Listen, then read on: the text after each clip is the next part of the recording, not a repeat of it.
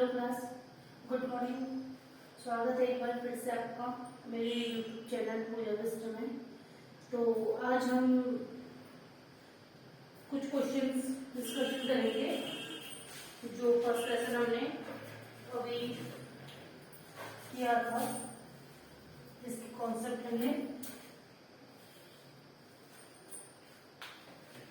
समझे थे। तो मैं पहले क्वेश्चन ही देती हूँ, फ्यूचर के आप लोगों को समझाती हूँ। तो क्वेश्चन है,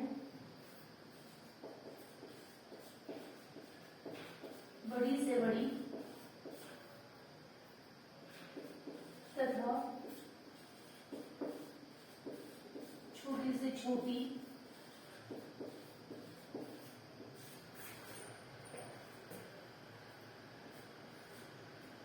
पांच अंकों की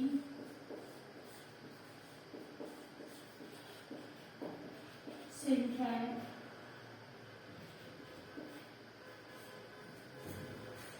जो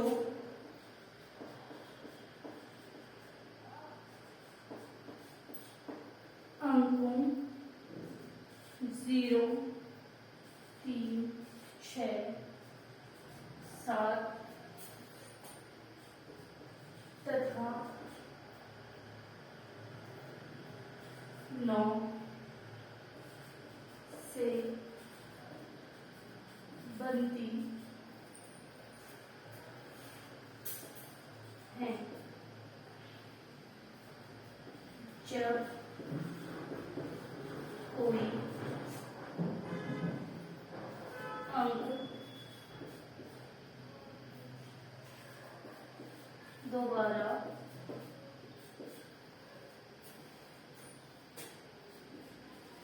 नहीं आए का अंतर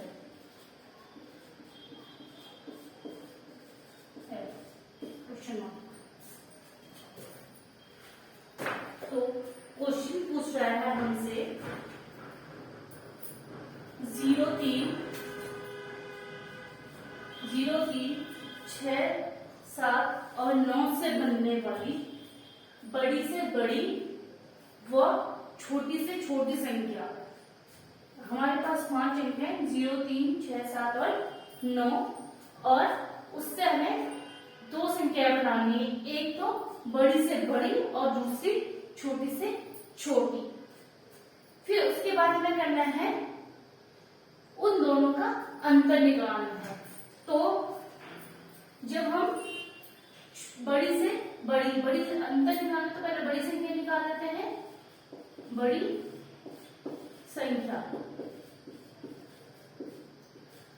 संख्या के लिए हम क्या करेंगे, सबसे पहले इन संख्याओं में से देखेंगे कि सबसे बड़ी संख्या कौन सी है। तो हमारी सबसे बड़ी क्या है, 9। देन उसके बाद 7, 6, 3 एंड 0। हमने बड़े से लिया और लिखते ही गए, तो ये हमारी बन गई बड़ी संख्या। अब उसके बाद हमें क्या करना है, दूसरा क्या पूछा हमसे, छोटी संख्या। छोटी संख्या, अब हमारे पास सबसे छोटी संख्या हम देखते हैं तो 0 है, लेकिन अगर हम स्टार्टिंग में 0 लिखते हैं और फिर 3 लिखते हैं तो 0 का मान हमारा कुछ भी नहीं रहता है। 0 का मान हमारा 0 ही रह जाता है, मतलब शून्य रहता है, हम उसको पढ़ते नहीं है। जैसे हमने लिखा 0, 3, 6, 7, 9, तो हम इसको कैसे पढ़ेंगे, 3679। तो 0 तो हमने पढ़ा ही नहीं, तो इसलिए हम क्या करते हैं, 0 से के बाद जो संख्या बड़ी होती है पहले उसको लिखते हैं। तो हमने लिखा 3, देन इसके बाद 0 लिखेंगे, 0, 6, 7 और 9। ये बन गई हमारी छोटी से छोटी संख्या। अब बोला है कि इन दोनों का एक बार प्रयोग हो, हर संख्या का एक बार प्रयोग होगा और इनका फिर अंतर क्या होगा। तो अंतर के लिए मैंने आपको बताया है कि योग के लिए हमेशा हम जोड़ते हैं और अंतर के लिए हमेशा हम घटा देते हैं। तो हम क्या करेंगे, ये बड़ी संख्या है, बड़ी संख्या से छोटी संख्या को हम माइनस कर देंगे। तो माइनस करेंगे, यहाँ कैरी लेंगे, 10 में से 9 गया 1, 12 में से 7 गया 5, 15 में से 9,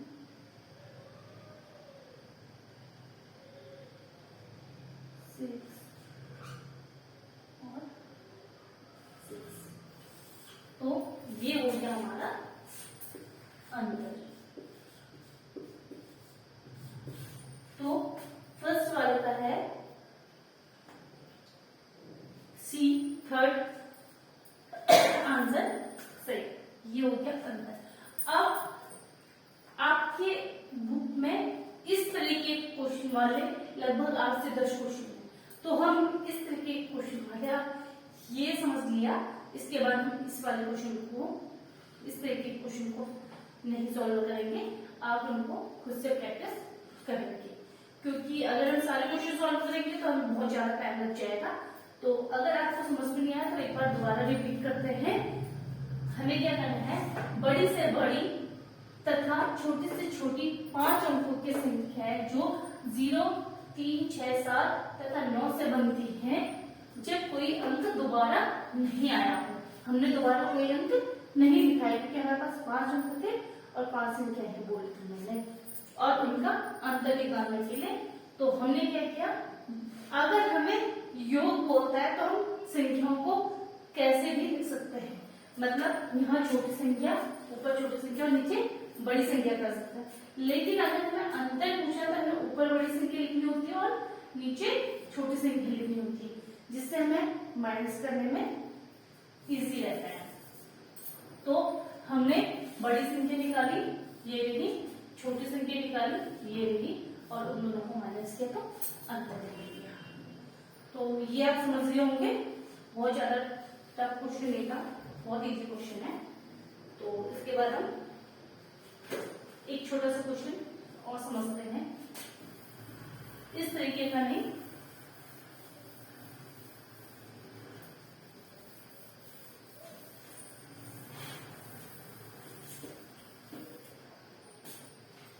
सेकंड क्वेश्चन है हमारा, हमने स्थायी मान समझा था, तो स्थायी मान पे ही क्वेश्चन है। संख्या 5, 8, 4, 3, 5, 6 में अंक 5 के स्थानीय मूल्यों का योग क्या है।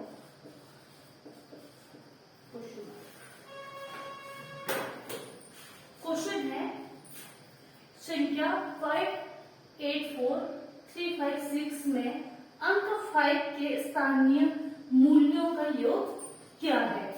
तो क्या पूछा है, 5 का स्थानीय मान। तो हमारे पास 5 कहाँ है, एक यहाँ पे है और एक यहाँ पे। ये क्वेश्चन हम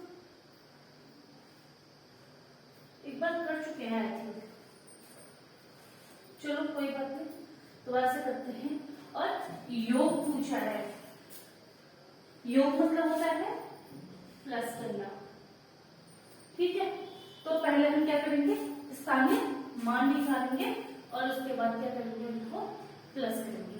तो 5 और एक संख्या तो 0।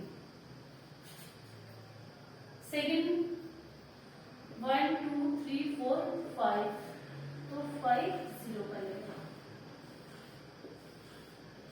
5 एंड 5, और योग पूछा तो प्लस, तो 0, 5, 0, 0, 0, 5।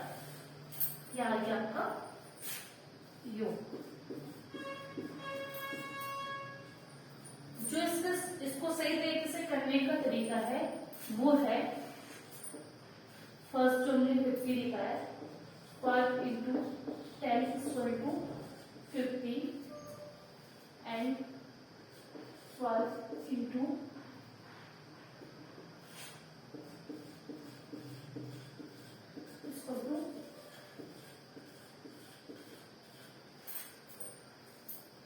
10 इनका अंतर।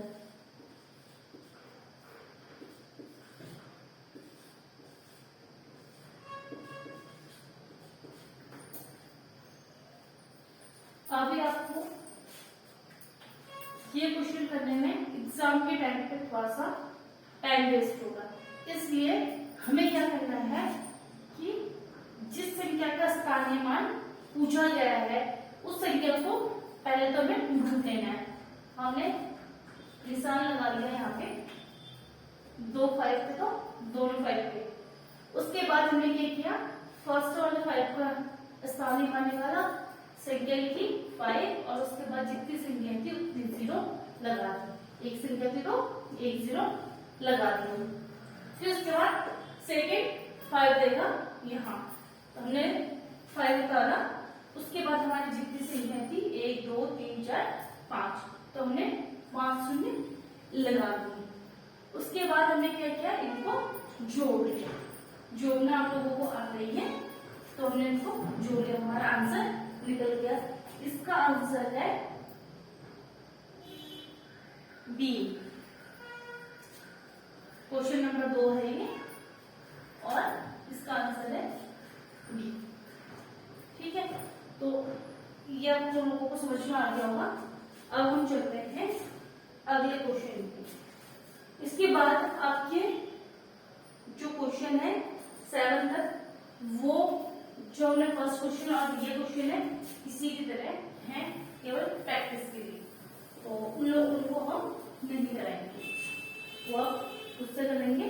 अगर आपको समझ में नहीं आता है, किसी क्वेश्चन में डाउट है, तो आप मुझे कमेंट करके मेरे नंबर पे मुझे भेज सकते हैं, मुझे व्हाट्सएप कर सकते हैं या मुझे कमेंट करके भेज दीजिए। ठीक है, अगला क्वेश्चन है हमारा, इस तरीके का क्वेश्चन मैंने अक्सर देखा है एग्जाम में, एक क्वेश्चन आता ही आता है, तो ये क्वेश्चन मुझे लगा इंपॉर्टेंट है। क्वेश्चन नंबर 3 बुक्स में ये क्वेश्चन नंबर 8 है। 9 6 8 0 मल्टीप्लाई 10 मल्टीप्लाई 14 मल्टीप्लाई 0 मल्टीप्लाई 8 से परिणाम मिलता है।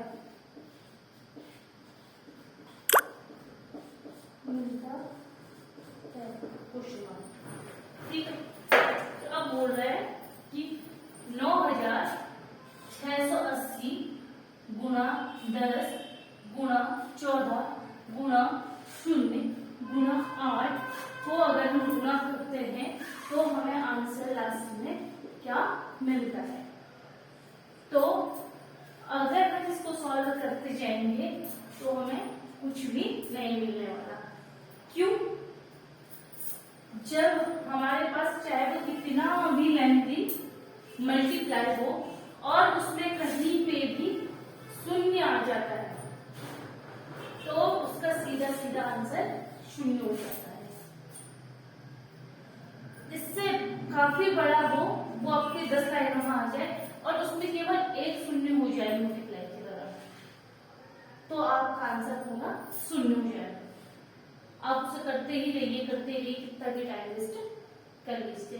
तो आपको ध्यान में रखना है हमेशा कि यदि आपके मल्टीप्लाई के बीच में कहीं पे भी 0 आ जाता है तो आपको वहां पे सीधे सीधे 0 पे टिक कर देना है। इसी तरीके का एक क्वेश्चन और है,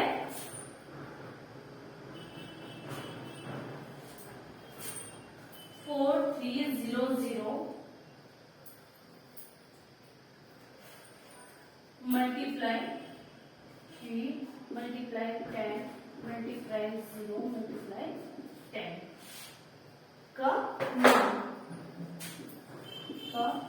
मान है। तो यहाँ भी हमारे क्या आ गया, यहाँ पे देखेंगे तो आप 0 आ गया, तो इसका आंसर भी हमारे क्या हो गया, 0 हो गया। हमें कुछ करने की जरूरत ही नहीं है, यहाँ पे हमने 0 देखा और सीधे 0 पे हमने आंख बंद करके टिक कर देना है। ठीक हो गया, ये समझ में आ गया होगा। जहां भी मल्टीप्लाई चाहे कितना भी बड़ा हो कितना भी छोटा हो, बीच में आपको मल्टीप्लाई के बीच में आपको 0 दिख जाता है, तो आपको सीधे सीधे आंसर 0 पे टिक करके आना है। क्योंकि ये आपका टाइम वेस्ट करने के लिए इस तरह के क्वेश्चन दिए होते हैं एग्जाम में, ताकि आप क्या करें, थोड़ा सा अपना टाइम वेस्ट करें और आपको रिजल्ट कुछ भी ना आए। कई बार क्या होता है, आप इतना बड़ा मल्टीप्लाई करते हैं, फिर आप देखते हैं अरे 0 और क्या, ये तो गलत हो गया, फिर दोबारा से उसके करते हैं, फिर आपको समझ नहीं आता, फिर आप उसमें टिक करके आ जाते हैं। तो इसलिए इसका सही तरीका ये है। अगला क्वेश्चन है क्वेश्चन नंबर 4।